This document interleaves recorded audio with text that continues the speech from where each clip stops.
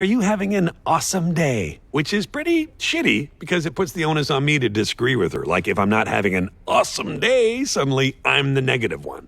Usually when people ask how I'm doing, the real answer is I'm doing shitty. But I can't say I'm doing shitty because I don't even have a good reason to be doing shitty. So if I say I'm doing shitty, then they say, why? What's wrong? And I have to be like, I don't know, all of it. So instead, when people ask how I'm doing, I usually say, I am doing so great. But when this girl at the Jack in the Box asked me if I was having an awesome day, I thought, well, today I'm actually allowed to feel shitty. Today I have a good reason. So I said to her, well, my mom died. And she immediately burst into tears. So now I have to comfort her, which is annoying. And meanwhile, there's a line of people forming behind me who are all giving me these real judgy looks because I made the Jack in the Box girl cry. And she's bawling and she's saying, I'm sorry, I'm so sorry. And I'm like, it's fine, it's fine. I mean, it's not fine, but you know, it's fine. And I would like to order a double Jack meal, and I've kind of got somewhere to be, so maybe less with the crying and more with the frying, huh? And the girl apologizes again, and she offers me a free churro with my meal. And as I'm leaving, I think, I just got a free churro because my mom died. No one ever tells you when your mom dies, you get a free churro. Anyway, I'm sorry, that's not part of the... All right, okay, here we go. Let's do this. Here I am, BoJack Horseman, doing a eulogy. Let's go. Hey, piano man, can I get like an organ flourish? Nicely done. You know, I was a little worried I wouldn't have the right accompaniment today. I guess it's a good thing my mom was an organ donor. What happened to the organ? Okay, why don't you just leave the comedy to the professionals, okay? This is a funeral, sir, for my mother. Could you show a little respect?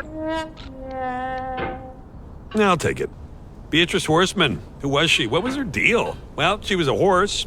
She was born in 1938. She died in 2018. One time she went to a parade, and one time she smoked an entire cigarette in one long inhale. I watched her do it. Truly a remarkable woman. Lived a full life, that lady. Just all the way to the end. Which is, now I guess. Really makes you think, though, huh? Life, right? Goes by, to stuff live happens, is to suffer. Die. To survive Okay, is well, to that's find my some time. You've been meaning in the great if suffering. you're waitress. No, I'm just kidding around. Friedrich No Nietzsche. waitress. But seriously, that's all I have to say about my mother. No point beating a dead horse, right? So, now what? I don't know. Mom, you got any ideas? Anything? Mom? No? Nothing to contribute? Knock once if you're proud of me. Can I just say how amazing it is to be in a room with my mother and I can just talk and talk without her telling me to shut up and make her a drink? Hey, Mom, knock once if you think I should shut up. No? You sure? I mean, I don't want to embarrass you by making this eulogy into a melogy. So seriously, if you wanted me to sit down and let someone else talk, just knock once. I will not be offended. No? You're a funeral. Sorry about the closed casket, by the way. She wanted an open casket. Life is a mosaic of she pleasure didn't, and so pain. who cares what she wanted? Grief No, is an that's interval not- between I'm two sorry, moments that- of joy. I think that if she Peace could have is seen the what she looked interlude like between then, she'd two agree it's wars. better this way. You have no rose without a thorn. The diligent picker will avoid the pricks and gather Kind of the like flower. a pissed-off toy dinosaur. Satya Sai Baba. Corner couldn't get her eyes closed, so now her face is forever frozen in a mask of tremendous horror and anguish. Or as my mom called it, Tuesday. Tuesday. My mom called it Tuesday. Hey, Mom, what'd you think of that joke? You like that? You never did care for my comedy. Here's a story. When I was a teenager, I performed a comedy routine for my high school talent show. There was this cool jacket that I wanted to wear because I thought it would make me look like Albert Brooks. For months, I saved up for this jacket. But when I finally had enough, I went to the store and it was gone. They just sold it to someone else. So I went home and I told my mother and she said, let that be a lesson. That's the good that comes from wanting things. She was really good at dispensing life lessons that always seemed to circle back to everything being my fault. But then, on the day of the talent show, my mother had a surprise for me. She had bought me the jacket. And even though she didn't know how to say it, I knew this meant that she loved me. Now that's a good story about my mother. It's not true, but it's a good story, right? I stole it from an episode of Maude I saw when I was a kid where she talks about her father. I remember when I saw it thinking, that's the kind of story I want to tell about my parents when they die. But I don't have any stories like that. All I know about being good I learned from TV. And in TV, flawed characters are constantly showing people they care with these surprising grand gestures. Sorrow is my And I think own that yard, part of me still where the believes new grass that's what love flames is. as it has flamed often But in real before, life, the big but gesture not with the cold isn't fire enough. that You need to closes be round me consistent. this You year. need to be dependably William good. You Carlos can't just Williams. screw everything up and then take a boat out in the ocean to save your best friend or solve a mystery and fly to Kansas. You need to do it every day, which is so hard. When you're a kid, you convince yourself that maybe the grand gesture could be enough. That even though your parents aren't what you need them to be over and over and over again, at any moment they might surprise you with something wonderful.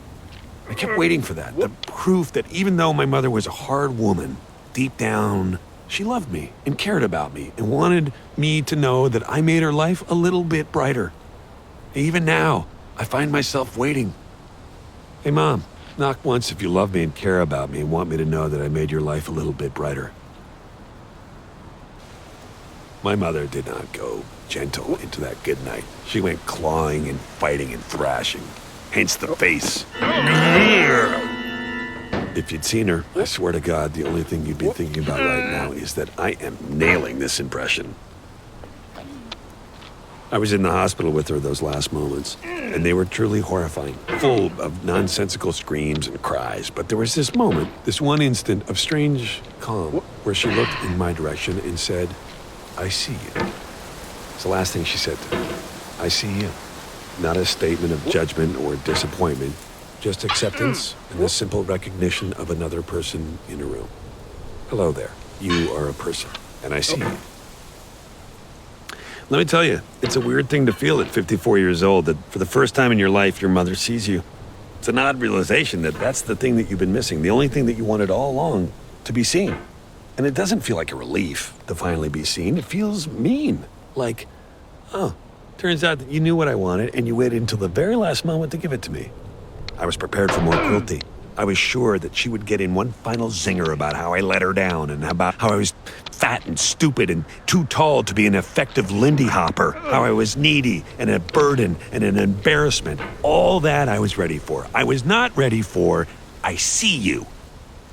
Only my mother would be lousy enough to swipe me with a moment of connection on her way out. But maybe I'm giving her too much credit. Maybe it wasn't about connection. Maybe it was an I see you like, I see you. Like, you might have the rest of the world fooled, but I know exactly who you are. That's more my mom's speed. Or maybe she just literally meant, I see you. You are an object that has entered my field of vision. She was pretty out of it at the end there, so maybe it's dumb to try to attribute it to anything. Back in the 90s, I was in a very famous TV show called Horsing Around. Please hold your applause. And I remember one time a fan asked me, hey, you know that episode where the horse has to give Ethan a pep talk after Ethan finds out his crush only asked him to the dance because her friends were having a dorky estate contest? In all the shots of the horse, you can see a paper coffee cup on the kitchen counter, but in the shots of Ethan, the coffee cup's missing. Was that because the show was making a statement about the fluctuant subjectivity of memory and how even two people can experience the same moment in entirely different ways? And I didn't have the heart to be like, no, man, some crew guy just left their coffee cup in the shot. So instead I was like, yeah. And maybe this is like that coffee cup. Maybe we're dumb to try to pin significance onto every little thing. Maybe when someone says, I see you, it just means, I see you. Then again, it's possible she wasn't even talking to me because, if I'm being honest, she wasn't really looking at me. She was looking just past me. There was nobody else in the room, so I want to think she was talking to me, but honestly, she was so far gone at that point, who knows what she was saying. Who were you talking to, Mom? Not saying, huh? Staying mum? No rim shot there? God, whatever I'm paying you, it's too much. Maybe she saw my dad. My dad died about 10 years ago of injuries he sustained during a duel. When your father dies, you ask yourself a lot of questions. Questions like, wait, did you say he died in a duel? And who dies in a duel? The whole thing was so stupid. Dad spent his entire life writing this book, but he couldn't get any stores to carry it or any newspapers to review it. Finally, I guess this one newspaper thought he was pretty hilarious because they ran a review and tore him to shreds. So my father, ever the proud Mary, decided he would not stand for this besmirchment of his honor. He claimed the critic didn't understand what it meant to be a man, so he demanded satisfaction in the form of pistols at dawn. He wrote the paper this letter saying anyone who didn't like his book, he would challenge to a duel. Anyone in the world. He'd even pay for airfare to San Francisco and a night in a hotel. Well, eventually this found its way to some kook in Montana who was as batshit as he was, and he took him up on the offer. They met at Golden Gate Park and agreed 10 paces, then shoot. But in the middle of the 10 paces, Dad turned to ask the guy if he'd actually read the book and what he thought. But not looking where he was going, tripped over an exposed root and bashed his head on a rock. I wish I'd known to go to Jack in the Box then. Maybe I could have gotten a free churro. Would have been nice to have something to show for being the son of Butterscotch Horseman. My darling mother gave the eulogy. My entire life, I never heard her say a kind word to or about my father, but at his funeral, she said, "My husband is dead, and everything is worse now." My husband is dead, and everything is worse now. I don't know why she said that.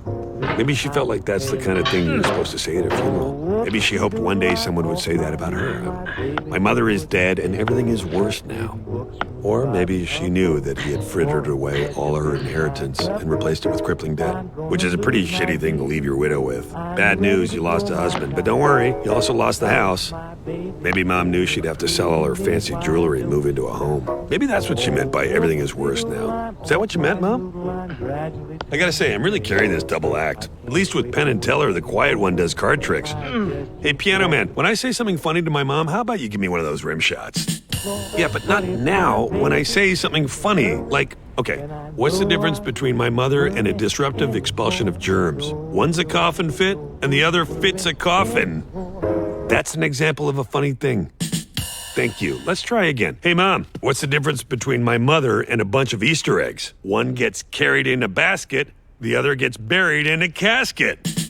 Ready for one more? Last one. What's the difference between a first-year lit major and my mother, Beatrice Horseman? One is decently red, and the other is a huge bitch. Yeah, I might have gone a little too far with that one. That one might have been a little too, my mom's a huge bitch for the room. I'm sorry, Mother, you're not a huge bitch. You were a huge bitch, and now you're dead.